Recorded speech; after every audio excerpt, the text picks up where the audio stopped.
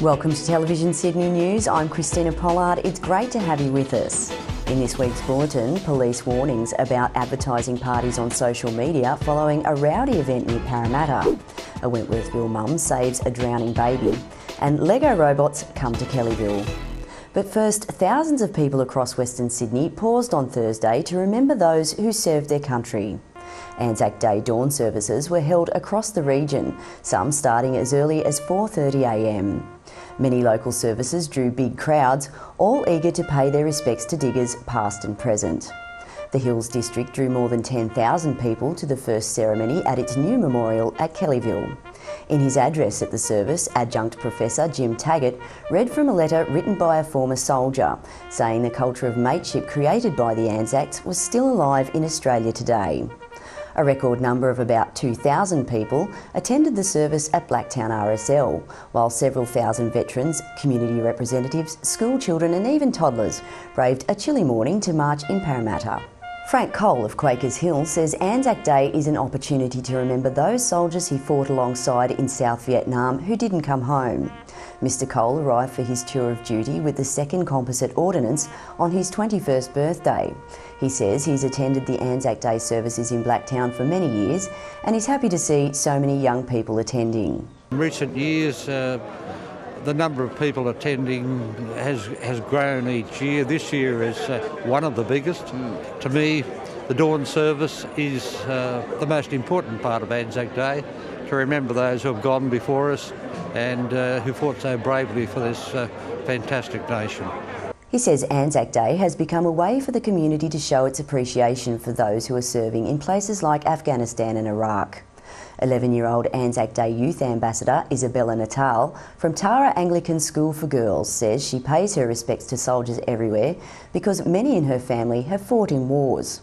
She says it's important for young people to get involved to keep the ANZAC tradition alive. We need to keep the tradition alive because it's significant to Australia because we fought in the war. Police have reminded Western Sydney residents about the dangers of advertising parties on social media after a rowdy event near Parramatta led to several cars being overturned.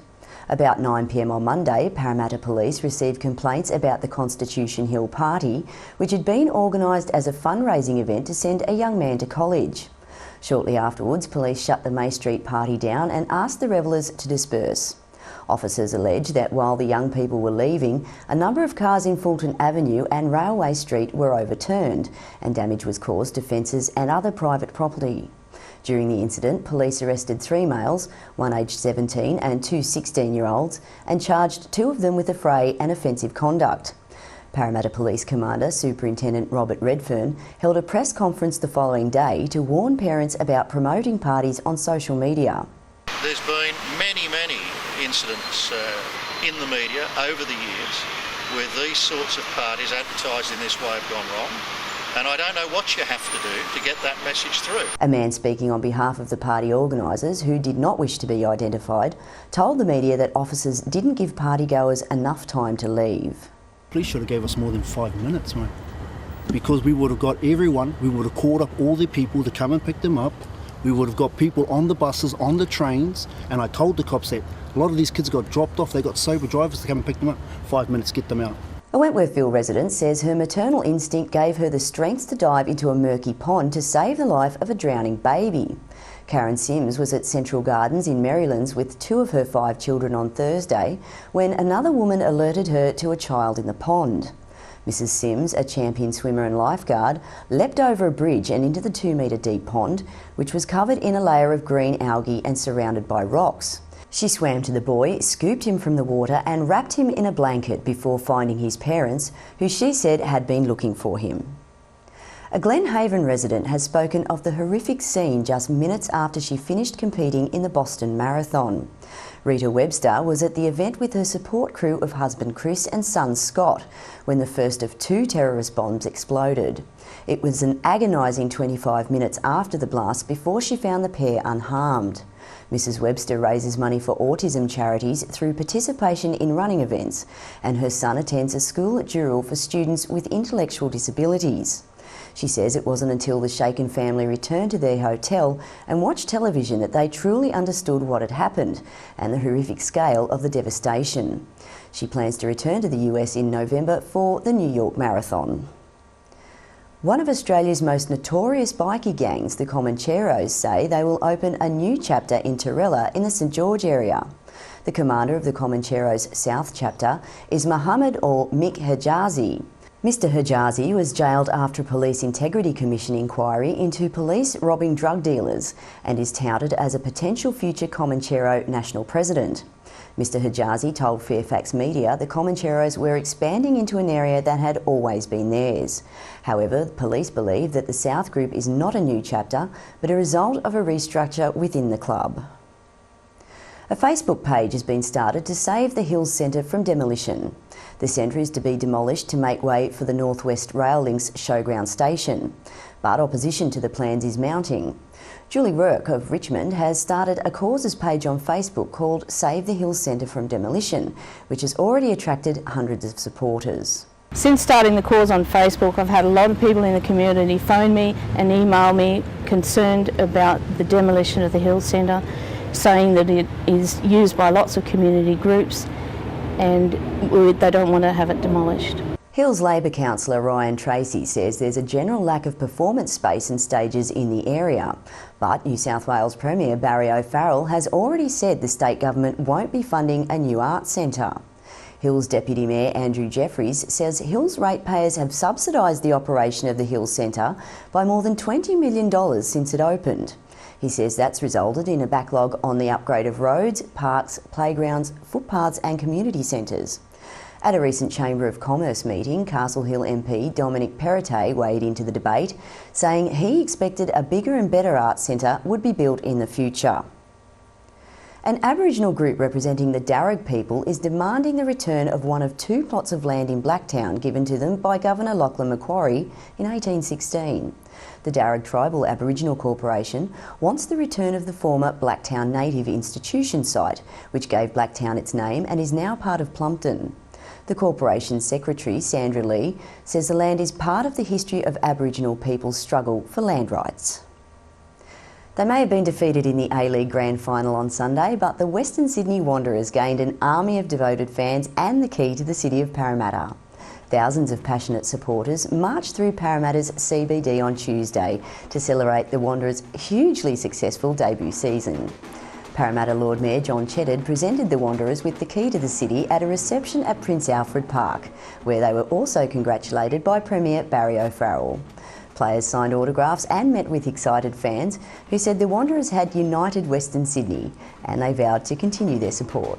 It's great to have our own local side based here in Parramatta, and it's great for the whole region of Western Sydney to have our own team. Many supporters also say they have high hopes for next season for their new favourite club. Next season I think we'll come out stronger, a lot better. Think they can win a grand final? We go one better. We will win a grand final, we will. App and Dad Darren Brown delivered the catch of the day when his wife Leanne gave birth at a bus stop outside Campbelltown Hospital early on Tuesday. Mrs Brown says they were on their way to the labour ward when she realised the couple's second baby was coming. Her quick-thinking husband caught their daughter before she could hit the ground. Hospital staff arrived almost immediately, and Mrs Brown says little Amelia is doing well despite her dramatic arrival. Beth White says if it wasn't for her faithful companion, she would be housebound. The North Rocks resident's guide dog Tina has allowed her to attend boot camps, catch public transport and run a remedial massage therapy business. She says losing her sight wasn't a big deal anymore and she can do everything she wants except drive a car. When I was 21, I got my first guide dog.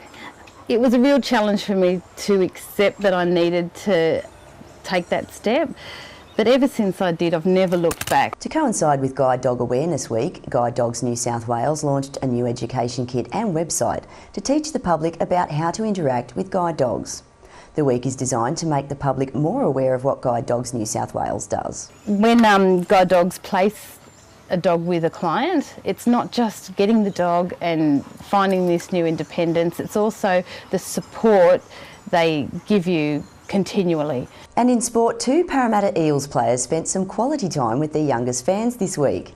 Matt Keating and Joseph Paulo were the guests of honour at an NRL school holiday clinic in Smithfield, where they kicked the ball around and answered some tough questions. Why do we keep losing? And why don't we win? And just funny questions. You know, kids are they're just so young and raw, and it's good to see they're just so honest about what they want to ask. The players encouraged the children to get outside, play sport and be active. I think it's about getting out and meeting new people, you know, creating friends and being healthy. So I think rugby league promotes all them things. The kids said they enjoyed meeting the players and learning how to play rugby league. Because it's fun and you get to tackle. The Eels will play the Penrith Panthers on Monday at Centrebet Stadium, and both players say they're confident their team can win. Mount Hannon woman Tegan Chandler will become a dual international when she takes to the field with the Australian Women's Rugby League team in July. A World Cup winner with the Australian Women's Open Oztag team last year, Chandler will play for the Gillaroos in England in the Women's Rugby League World Cup. The 21-year-old winger was selected after the State of Origin game against Queensland when she scored her team's only 2 tries. The Greater Western Sydney Giants are hoping for a repeat of their first performance against the Gold Coast Suns when they meet again this weekend. The Giants claimed their first win as an AFL club against the Suns in their inaugural meeting in May last year, kicking 4 goals in as many minutes. Suns coach Guy McKenna admits that loss still hurts, and it's a scenario he's desperate to avoid as he calls on his charges to prove their worth following last weekend's disappointing defeat to Port Adelaide. Kevin Sheedy says his team played well for the first 100 minutes of their game against Melbourne last week, but had a very disappointing last quarter. He says the challenge at this Saturday's game would be curtailing star Suns player Gary Ablett Jr. Baulkham Hills resident Andrew Oglivy is returning to Australia to play for the Sydney Kings. The 24-year-old boasts an outstanding junior career, having represented Australia at the Under-19 World Championships in 2007 before a record-breaking career with Vanderbilt University in the United States. He then played in the Turkish League, had a season in Spain and has been playing in the Euroleague in Germany. He hopes to one day represent Australia at the Olympics. And finally, children from across Western Sydney have travelled to Kellyville to build their own robots made of Lego. The 8 to 12-year-olds attended the Powerhouse Discovery Centre to take part in the Lego Robotics School Holiday Workshop, which wrapped up with a giant battleship contest. Lego veteran and workshop leader Daniel Rose says Lego Robotics is a fusion of Lego and computer programming, and the day involved a step-by-step explanation followed by the kids building their own robots. I also hoped that they would gain an appreciation for robotics in general. I mean, there are a lot of practical applications for it, and I'm just hoping that they pretty much got an inkling of what you could do with programming. The children formed teams to build their battleships using computer programs and Lego while applying problem-solving skills to challenges involving space, dimension and time. Team 1 was victorious in the battle, and the team's 3 members said it took them 3 hours to build their robot, which they called Monty. The robot included sound sensors, a control pad, a spinning claw, 2 motors and a USB drive. Today I learned more about the law of physics and more teamwork with your friends. Looks like fun. And that's all for this bulletin. For more information on any of these stories, pick up your local Fairfax Community newspaper. I'm Christina Pollard. We'll see you next time.